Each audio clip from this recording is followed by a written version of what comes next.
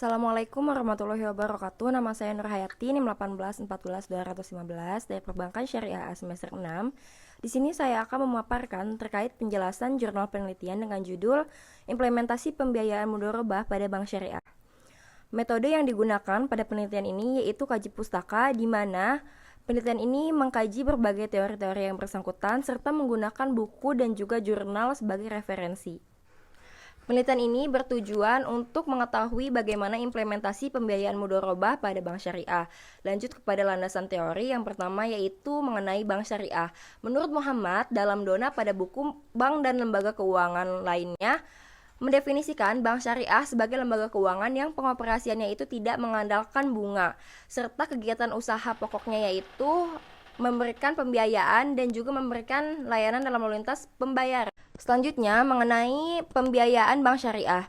Menurut Undang-Undang Republik Indonesia Nomor 21 Tahun 2008 Pasal 1 Butir 25 ini menyatakan bahwasannya pembiayaan sebagai bentuk penyediaan dana ataupun tagihan yang dipersamakan dengan itu sebagai transaksi bagi hasil yang dituangkan dalam bentuk mudharabah dan juga musyarakah.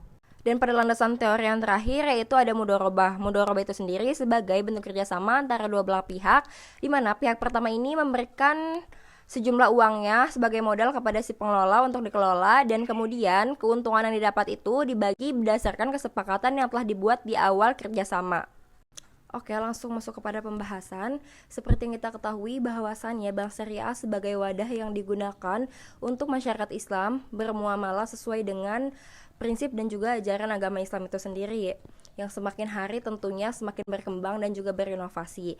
Salah satu inovasi yang dapat kita rasakan itu yaitu pembiayaan dengan menggunakan akad mudharabah tersebut. Dan mudharabah itu sendiri merupakan kerjasama antara dua belah pihak atau lebih, di mana pihak pertama itu bisa disebut sebagai sahibul mal ataupun pemberi dana, yang kemudian dana tersebut diberikan kepada si pengelola atau bisa disebut juga dengan mudharib. Dan dana tersebut dikelola untuk dijadikan usaha yang kemudian mendapatkan sebuah keuntungan, dan keuntungan tersebut dibagi berdasarkan kesepakatan yang telah disepakati pada awal perjanjian. Dan ketika terjadi suatu kerugian, maka kerugian tersebut ditanggung oleh si pemberi dana selama kerugian itu tidak disebabkan oleh si pihak pengelola ataupun mudharib. Mudharabah itu sendiri terbagi ke dalam dua bagian. Yang pertama itu ada mudharabah mutlaqah, di mana pada mudharabah mutlaqah kerjasama ini ruang lingkup atau cakupannya lebih luas, baik itu waktu, spesifikasi usaha maupun daerah bisnis. Dan yang kedua yaitu mudharabah muqayyadah. Mudharabah muqayyadah ini merupakan kebalikan dari mudharabah mutlaqah, yaitu segala cakupan baik itu waktu, spesifikasi usaha dan juga daerah usaha itu dibatasi. Implementasi akad menggunakan sistem mudharabah ini baru akan terjadi ketika antara pihak bank dengan pihak nasabah ini sama-sama memiliki kesepakatan yang sudah diketahui dengan jelas. Kesepakatan itu di dalamnya terdapat besar biaya yang diberikan oleh pihak bank kepada nasabah, itu harus diketahui dengan jelas berapa besar biaya yang diberikan, juga jangka waktu yang diberikan.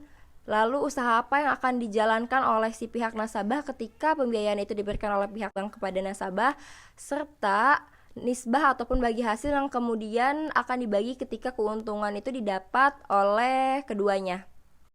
Nah, jadi selain hal-hal yang telah disebutkan sebelumnya sebagai salah satu syarat untuk terimplementasinya pembiayaan mudharabah pada bank syariah, jadi mudharabah itu sendiri juga memiliki rukun dan juga syaratnya yang harus terpenuhi. Hal tersebut harus terpenuhi agar terciptanya sistem kerjasama antara pihak bank dengan pihak nasabah dengan baik dan juga benar sesuai dengan ketentuan agama Islam yang telah ditetapkan. Rukun dan syaratnya itu sendiri, yang pertama itu adanya pelaku, yaitu mudharib dan juga sahibul mal. Lalu yang kedua adanya objek mudharabah atau juga bisa di dalamnya itu modal dan juga pekerja ataupun kerjaannya. Lalu yang ketiga itu ada ijab kabul atau kesepakatan antara kedua belah pihak. Dan yang terakhir itu adanya nisbah ataupun bagi hasil antara kedua belah pihak. Jadi ketika semua syarat, peraturan dan juga ketentuan yang telah ditetapkan itu terlaksana dan juga terpenuhi dengan baik dan juga benar sesuai syarat-syaratnya, maka barulah implementasi pembiayaan mudharabah pada bank syariah ini terlaksana ataupun dapat dilaksanakan antara nasabah dengan pihak bank dalam kerjasama yang dilakukan. Mungkin hanya itu saja penjelasan yang dapat saya berikan ataupun saya jelaskan dalam video kali ini. Kurang lebihnya mohon maaf. Wassalamualaikum warahmatullahi wabarakatuh.